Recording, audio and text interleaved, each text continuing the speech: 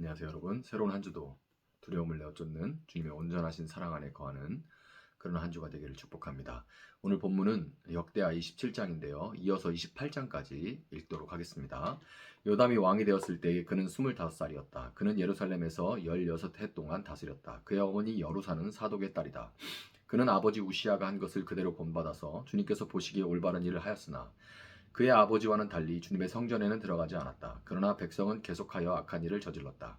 그는 주님의 성전에 북쪽 문을 만들어 세웠고 오벨 성벽도 더 연장하여 쌓았다. 유다의 산간 지방에는 성읍들을 건축하고 산림 지역에는 요새를 만들고 망대를 세웠다. 더욱이 그는 암몬 자손의 왕들과 싸워서 이겼다. 그해 암몬 자손은 은 100달란트와 밀 만석과 보리 만석을 조공으로 바쳤고 그 다음 해에도 또 3년째 되는 해에도 암몬 자손은 같은 양으로 조공을 바쳤다. 요담은 주 그의 하나님 앞에서 바른 길을 걸으며 살았으므로 점점 강해졌다.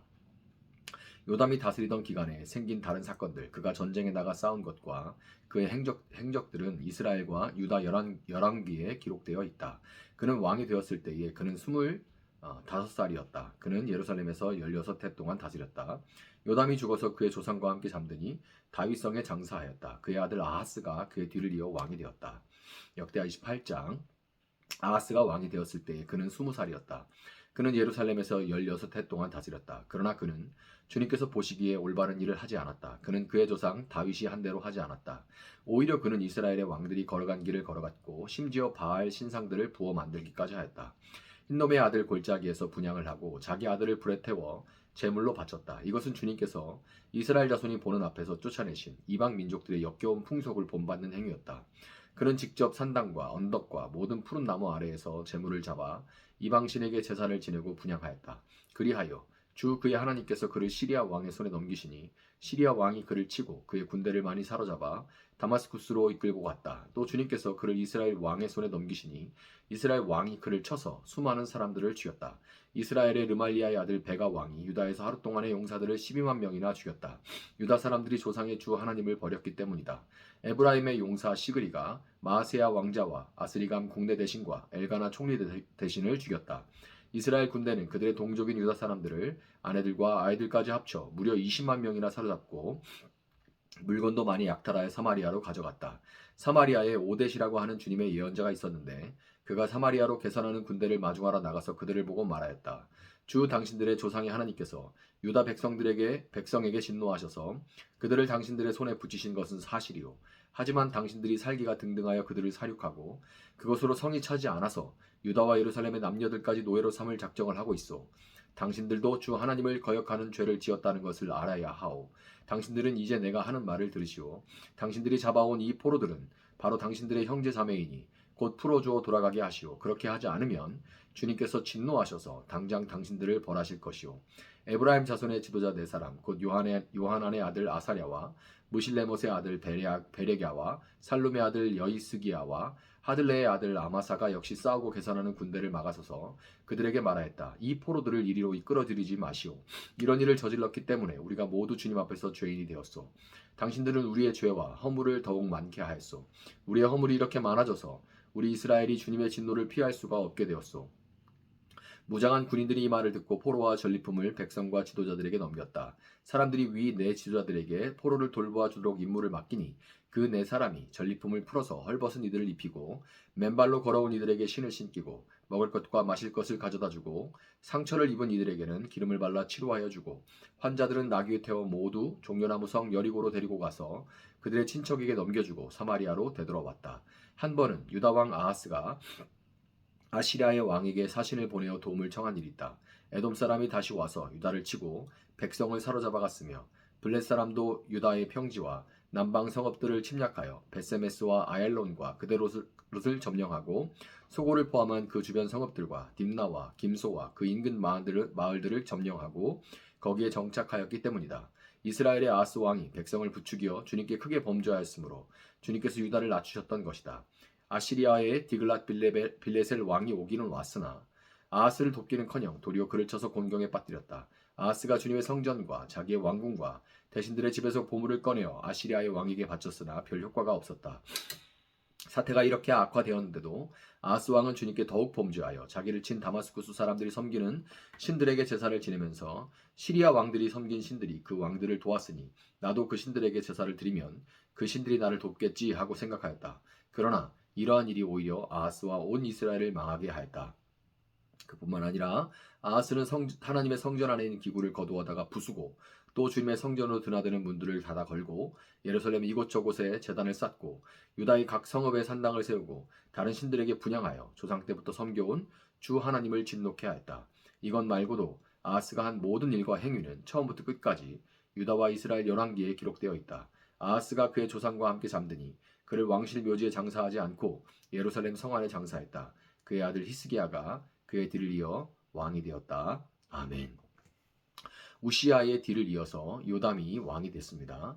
요담은 16년 동안 유다를 다스렸는데 그 중에 16년 중에 10년은 비록 나병으로 인해서 직접적으로 보좌에 앉아서 통치하지는 못했지만 아버지 우시아가 섭정을 했습니다. 젊은 시절의 우시아는 그의 곁에서 하나님을 경외하도록 가르쳤던 선지자 스가랴의 말을 따라서 하나님을 경외했지만 나라가 강성해지자 교만해져서 왕으로서 제사장의 역할까지 넘보다가 나병에 걸리고 말았죠. 나병에 걸려서 별궁에 거하는 우시아는 이 10년의 섭정 기간 동안에 아들 요담에게 어떤 교훈을 전했을까요? 성경에 무슨 얘기를 했다 이런 기록은 없지만 본문 2절에 이런 기록이 있죠. 그는 아버지 우시아가 한 것을 그대로 본받아서 주님께서 보시기에 올바른 일을 하였으나 그의 아버지와는 달리 주님의 성전에는 들어가지 않았다. 자, 이 구절을 통해서 요담의 평생에 하나님 앞에 그가 겸손할 수 있었던 이유를 우리가 미루어 짐작할 수는 있습니다.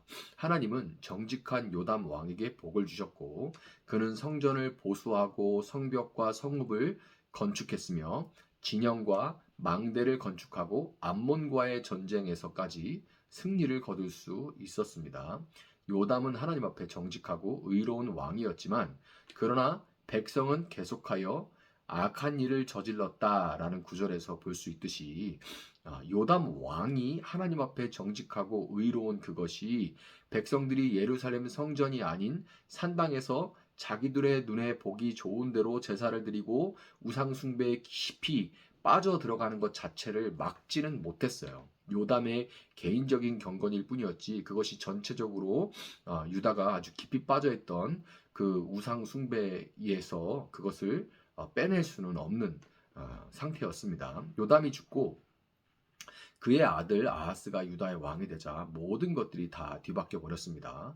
비록 온전하지는 못했다고 할지라도 할아버지 우시아와 아버지 요담의 삶을 보면 어떻게 이런 사람들에게서 아하스 같은 놈이 나왔는지, 아하스 같은 이런 자식이 나왔는지 도무지 믿어지지 않을 지경입니다.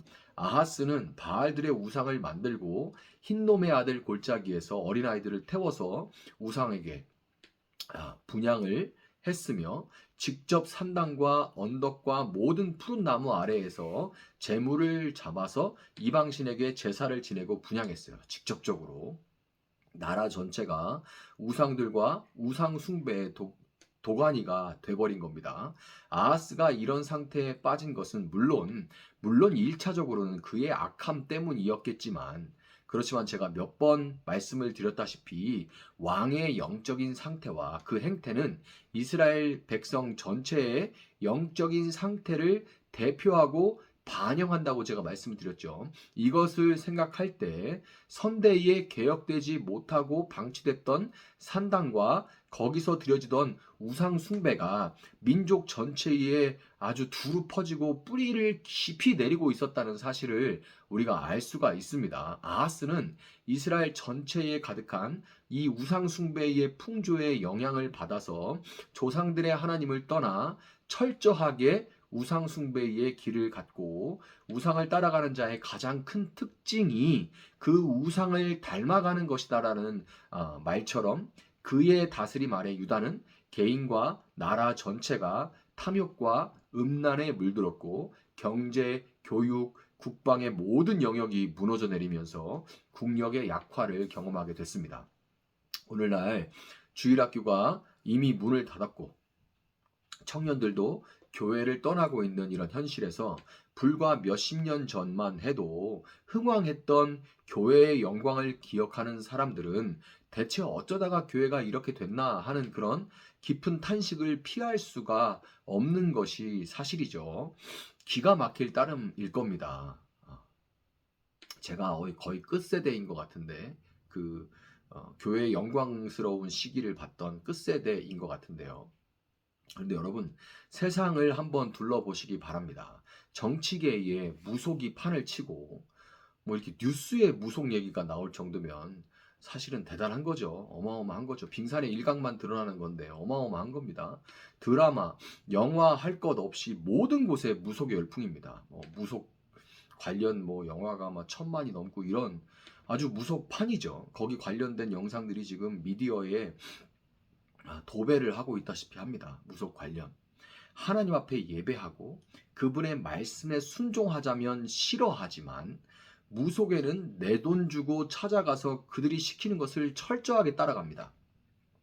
인공지능이 발달하는 이 4차 산업의 시대에 무속은 오히려 더욱 왕성해진 것 같고 어찌 보면 아주 전성기를 맞이하는 것 같아요.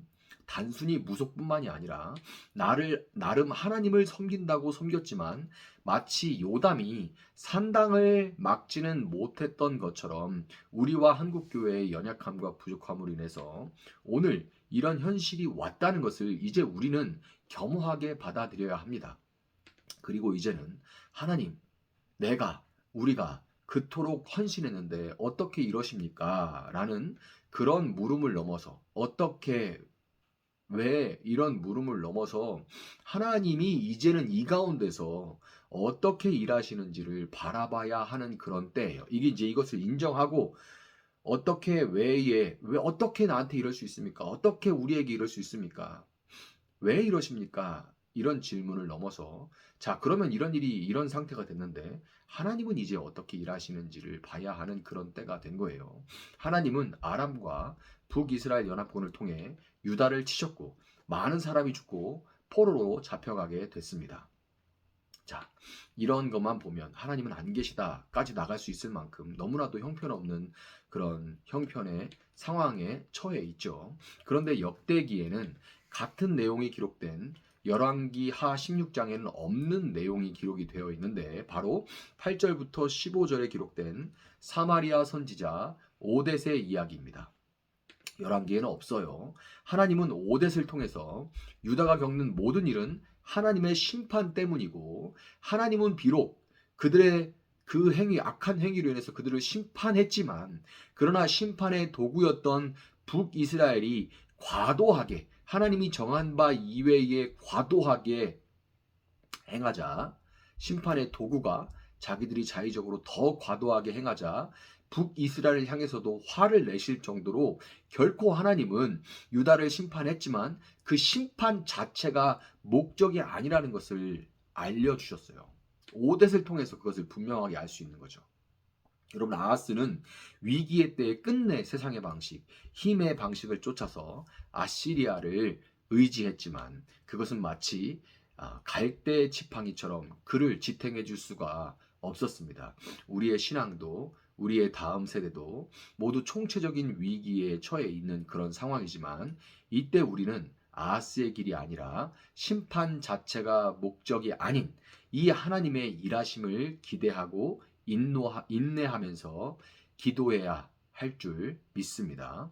다시금 모든 산당이 무너지고 온전히 하나님만을 따르는 그런 세대가 일어나고 부흥의 불길이 다시금 이 땅에 타오르기를 소망하면서 이 새날에 다시금 하나님 앞에